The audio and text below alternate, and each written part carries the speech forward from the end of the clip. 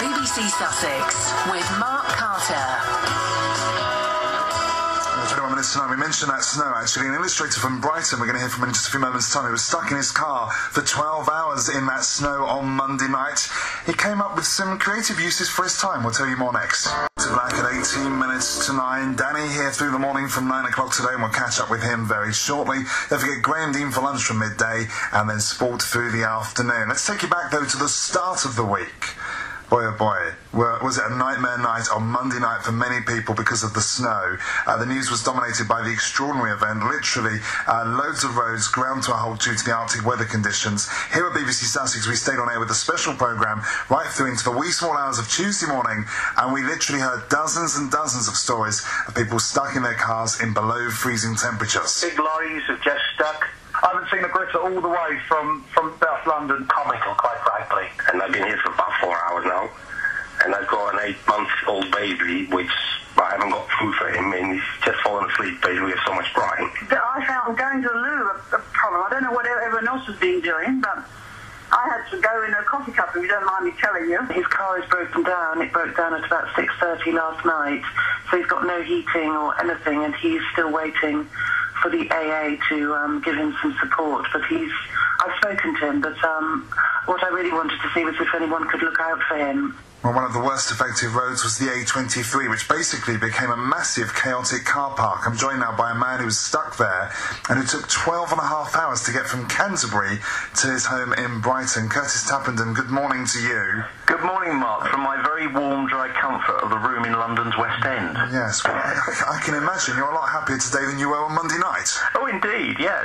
Although I wasn't unhappy. I'm always out for an adventure, Mark. Well, indeed. I mean, interestingly, that Monday morning at about, I tried to travel Monday morning in the daytime from our studios in Brighton up to do a piece in Crawley and report from there. And that took 2 hours because already the M23 was problematic at that time of the day. And then it really kind of happened in the evening. You were stuck there, as we say, for literally hours on end. The first thing you did, thankfully, was tune in to us. Yes, indeed. Well, the thing is, I've been coming from Canterbury. I've been doing a writing workshop for something called Creative Challenge at the University for the Creative Arts, and everything had been a bit hairy coming down Detling Hill, and the M25 had gradually sort of turned into white as I was driving through, and everything was fine until I got about a half a mile from Pease Pottage, and then we ground to a halt. And the engines were still running and the lights were on, but after about an hour, I think people started to turn their engines off or periodically turn them on for heating and turn their lights out, because I think we realised we were going nowhere. Yeah, indeed. And an incredible response that we had. I mean, I was talking to one of our producers here who was taking the calls on Monday night, said never known anything like it with the stories that were coming in. And what you did, actually, was quite interesting. You decided to make some creative use of the time. Well, once you've been there about 5 hours, you just think, well, look, I don't think we're going anywhere. There's no need to panic. Keep yourself active. They always say keep yourself awake when you're in the cold and the snow. And my feet were sort of totally numb. I had them wrapped in a blanket. But all I had with me was my sketchbook and a Sharpie marker pen, which is very limited kit for me. So I started to draw the snowstorms out of the window and the things I was seeing. And it's really interesting how when you start to look out, you see so much more, even though it's all very white. So there's a drawing of when all the lights went out, and it is very sort of black. And then, of course, you begin to focus much more on yourself, Mark, and I think the introspection kicks in. So there's a drawing of me, somebody said, looking very cold, and that's drawn in the interior mirror. I've been looking through these pictures this morning.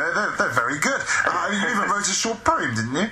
I did indeed, yeah. Well, that was the other thing, because it was great that David Miller had actually decided to set up a link, a connection between stranded motorists, because no one was getting out.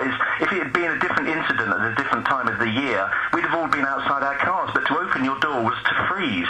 So he kept us all connected, and the Rizzle Kicks had been on and said a few words, and spirits needed to be lifted. So I was in there just penning a very short poem about where we were, our predicament. Have you got it to hand? I have indeed. Go on. Here we go. Grid, rock, grit, less, road stuck. A white mess, the lights are going out as we sit and sit and sit. The endless wait across the closing evening, and still we sit, I fear, we'll be buried deep in in an icy Sussex pit. Come save us, Highways Agency, from winter Arctic fate. I thought I'd get home early this eve, but now so very, very late. Or maybe tomorrow? Yes, and it was tomorrow, actually, as well, wasn't it? I mean, the interesting thing that you point out as well is about the fact that obviously, had it been the summer, I think you're right. I think people would have almost kind of got out and started to socialise with each totally. other. But people were stuck in their car.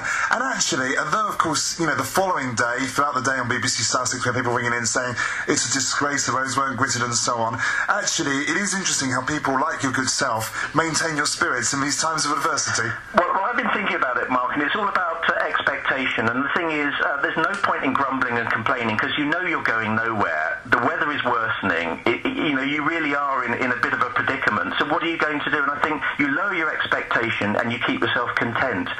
Good for you. And we've put one of your pictures on our Facebook page so people can have a look there at that.